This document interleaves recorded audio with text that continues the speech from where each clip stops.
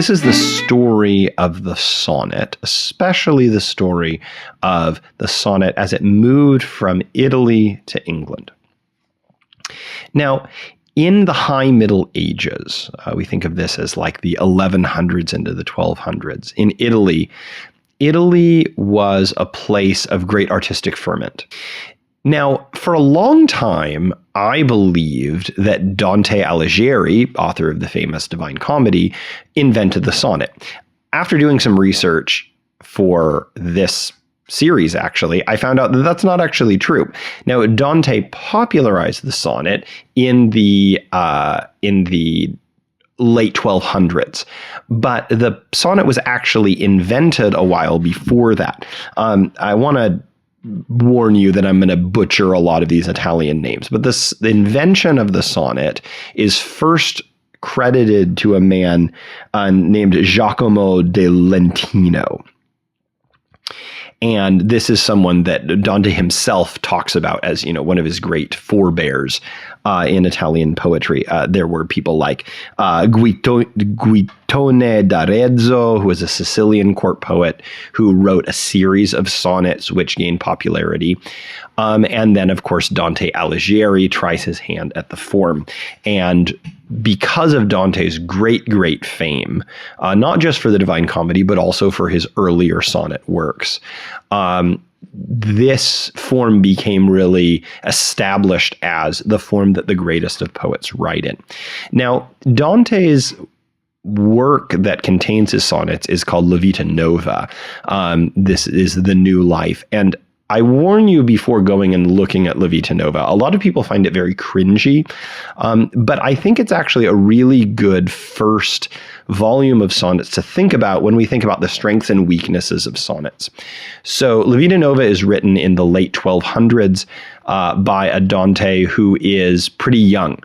He's a young nobleman in Florence.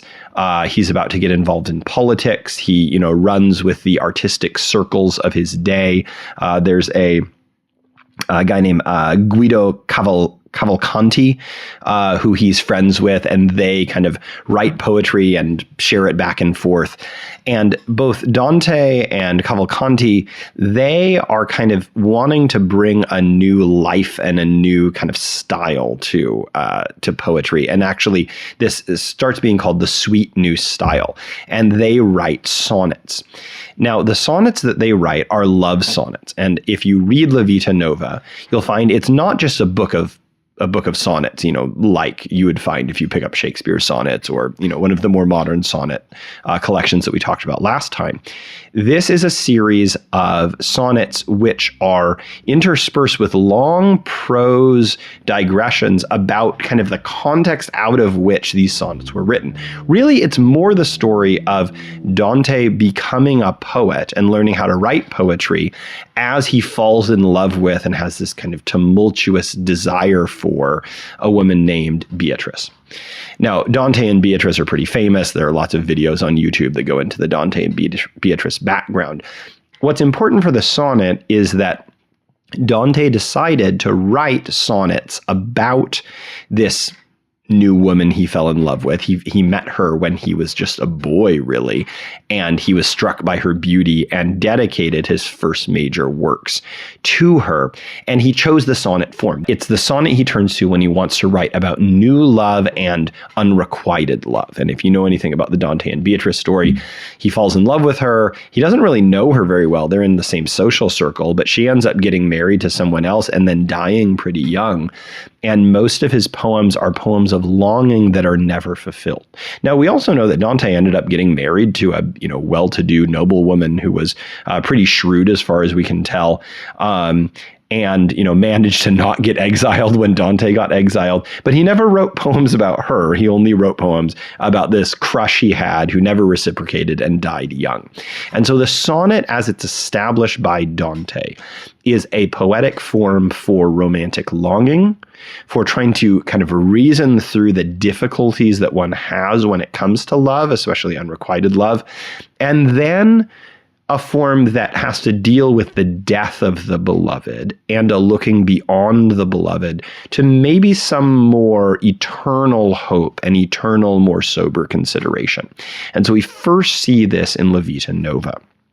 I'd like to read you a poem from La Vita Nova. This is, of course, translated from the Italian, but it's translated by Dante Gabriel Rossetti, who is one of the great 19th century translators of Dante. Here it is. The thoughts are broken in my memory, thou lovely joy, whene'er I see thy face. When thou art near me, love's fills up the space, often repeating, if death irk thee, fly. My face shows my heart's color verily, which, fainting, seeks for any leaning place, till in the drunken terror of disgrace, the very stones seem to be shrieking, die! It were a grievous sin, if one should not strive then to comfort my bewildered mind, though merely with a simple pitying, for the great anguish which thy scorn has wrought in the dead sight of the eyes grown nearly blind, which look for death as for a blessed thing. So this is a very anguished sonnet. You can maybe listen through that sonnet or go find it and piece through what he's writing about. I want to talk about the form that Dante is using, though, because the form is very young at this point. Previous poets before Dante had started to write the first 8 lines of the sonnet in an ABBA rhyme scheme, and Dante picks up on that. So there's memory, face, space, fly, verily, or verily, place, disgrace, die. Now, once again, this is translated by Dante Gabriel Rossetti in the 19th century. These are Rossetti's English approximations of the rhyme structure. Then we have not, mind, pitying, wrought, blind, thing. So we have ABBA, ABBA, CDE, CDE. That ABBA, CDE rhyme scheme is going to be very, very durable. And I like to think of it as kind of a rhyme scheme that plays with mirrored structures, right? ABBA themselves are exactly repeated mirrored structures. But within each ABBA, there's the ABBA, which is kind of like an AB held up to a mirror. It's kind of, or you could maybe think of it as a sandwich of A rhymes as the bread and B rhymes as the sandwich fixins. But that mirrored structure is mirrored again in the repeated ABBA. The CDE is a little more straightforward. It's 3 rhyme words repeated twice. And as you can tell, the ABBA has a lot of couplets in it. It's not just the repeated B's. There's actually a little A sandwich there. You have A, BB, AA, BB, A. That's another way to think about it. So there's lots of couplets there. That's actually 3 sets of couplets in a row. With the CDE, there are no couplets there. In fact, every rhyme word is 2 lines away from the line it rhymes with. And so it feels like it kind of breathes a little more. It doesn't have a cute, summing up couplet of a rhyme like you get at the beginning. There's something very meditative about this Italian structure.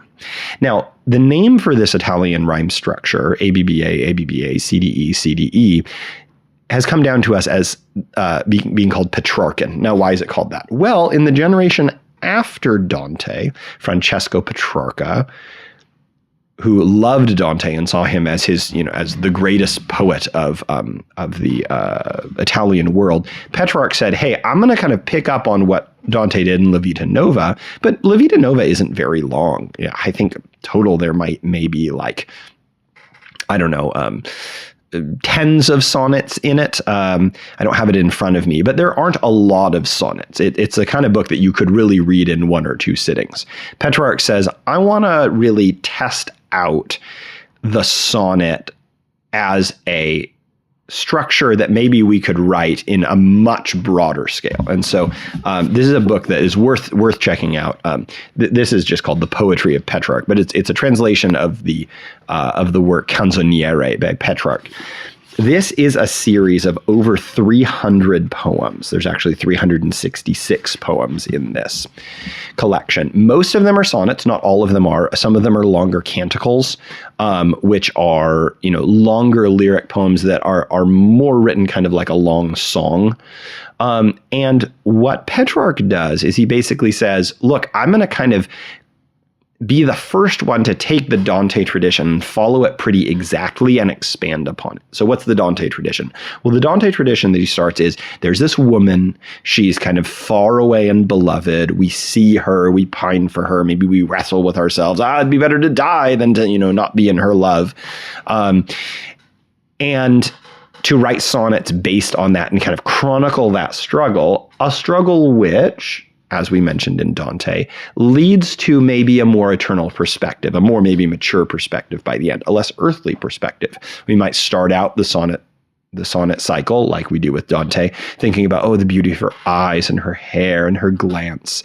But maybe by the end, we're going to think about, mortality and eternity. And so Petrarch does this on a grand scale in the Canzoniere. And Petrarch's Canzoniere becomes kind of the standard sonnet cycle. Petrarch, he can't write about Beatrice. She's already been written about. Petrarch picks the name Laura. And there's lots of debate, which I'm not up on the current scholarship on, of, was this Laura a real person? Is she kind of based on a real person but fictionalized? Is she wholly made up? Either way, Petrarch creates this character of the poet lover writing about this beautiful, distant beloved who does not return his favor and who ultimately leads him to think about heaven. And it's interesting, this 366th poem in the poetry that Petrarch wrote in the Canzoniere is not about Laura. In fact, it begins, beautiful virgin dressed in glorious sunlight, crowned with the stars who please the highest sun, so greatly that he hid his light in you. Love drives me to address you, speaking praise, but I cannot begin without your help, and his who loved and placed himself in you. That's not Laura, that's the Blessed Virgin Mary. But there's this thing that happens in Petrarch where he turns his gaze heavenward, but he doesn't lose the feminine addressee, but he turns it from his earthly beloved Laura to the heavenly beloved of Mary. Now, this is a Roman Catholic context. This would have been seen as, he's kind of turning to more devotional poetry, but it's in the context of this long, struggling love sequence about Laura. Another thing I should point out here, both in Dante and Petrarch, is they were very interested in writing in a manner that was very expressive of their desire, but also critical of the male desirer. This is something that the sonnet sequence, especially in the English tradition, would become very famous for.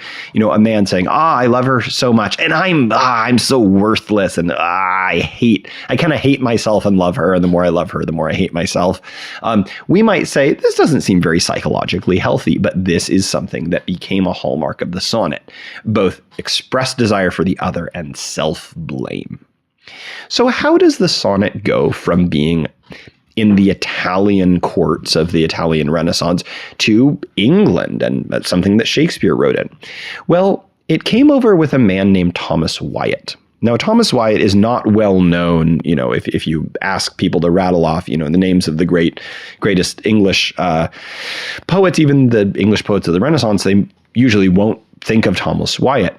Why is Wyatt important? Well, he wasn't the greatest sonneteer of the English Renaissance, but in the 1500s, this is before Shakespeare and Spenser and Sidney, these guys you may have heard of, Thomas Wyatt was sent to Italy on a sort of courtier ambassador trip. This is something that Chaucer did before him, where, you have these poets who also, have to do the bidding of their royal patrons. And so Thomas Wyatt goes to Italy, and while he's there, he's not just doing official business. He is actually hanging out with Italian poets who they've been writing sonnets for 200 years by the mid 1500s. And Wyatt brings back with him this sonnet form, this ABBA, CDE, CDE rhyme scheme. And he sees the power of it and he thinks, I want to try and do an English version of this. And so I want to read to you one of Thomas Wyatt's kind of adaptations of this Italian form. So this is Sir Thomas Wyatt. It doesn't have a title. It's just the first line. Whoso lists to hunt, I know where is an hind.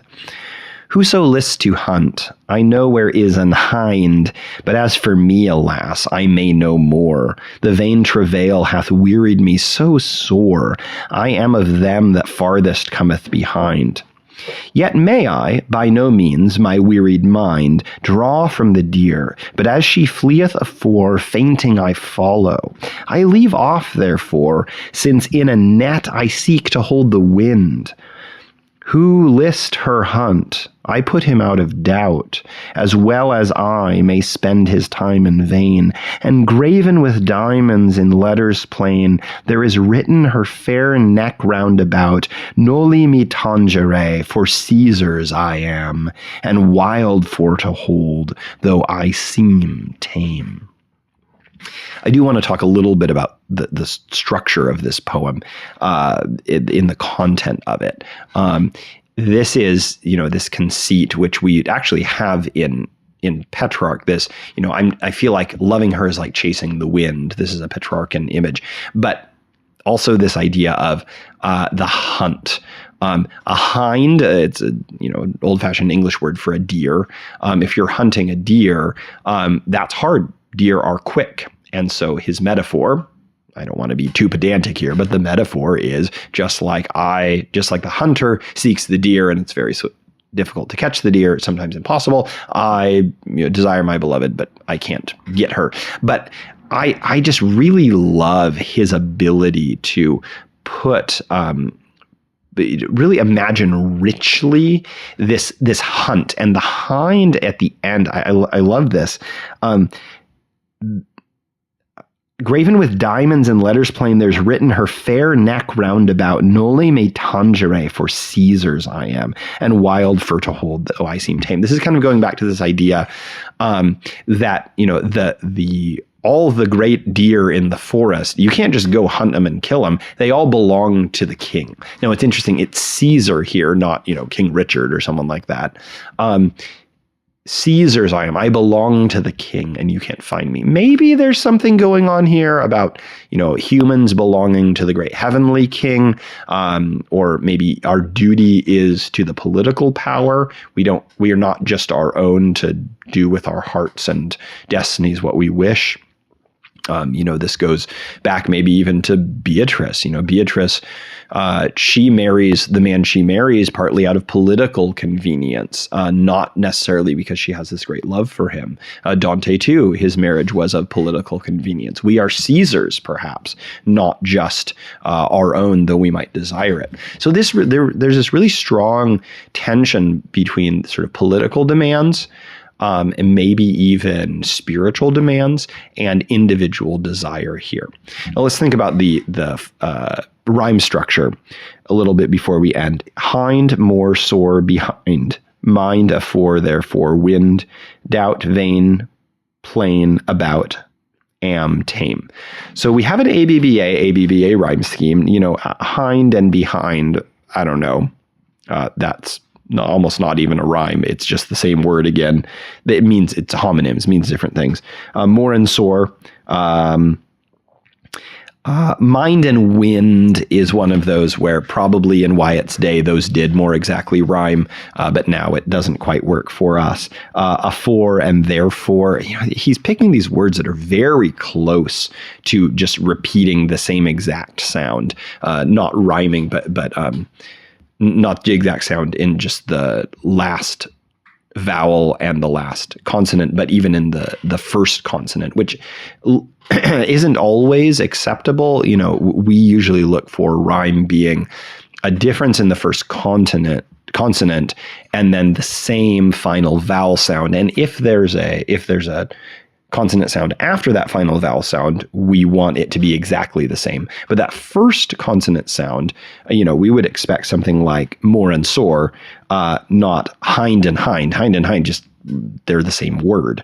The same with a for and therefore. For and for, it's the same word. But it's Thomas Wyatt. He's experimenting. He hasn't read Shakespeare. In fact, it's the generation that Shakespeare is in the late 1500s. Wyatt's in the early to mid 1500s. It's in the late 1500s that a new generation of poets are going to read what Wyatt and Wyatt's contemporaries are writing and say, hey, we want to do that, but we want to kind of see the extent that we can do it at. Maybe we want to do a sonnet sequence like Petrarch did. And in fact, that late Elizabethan period, the 1580s, 1590s, become called in some critical accounts a new Petrarchan era of English poetry.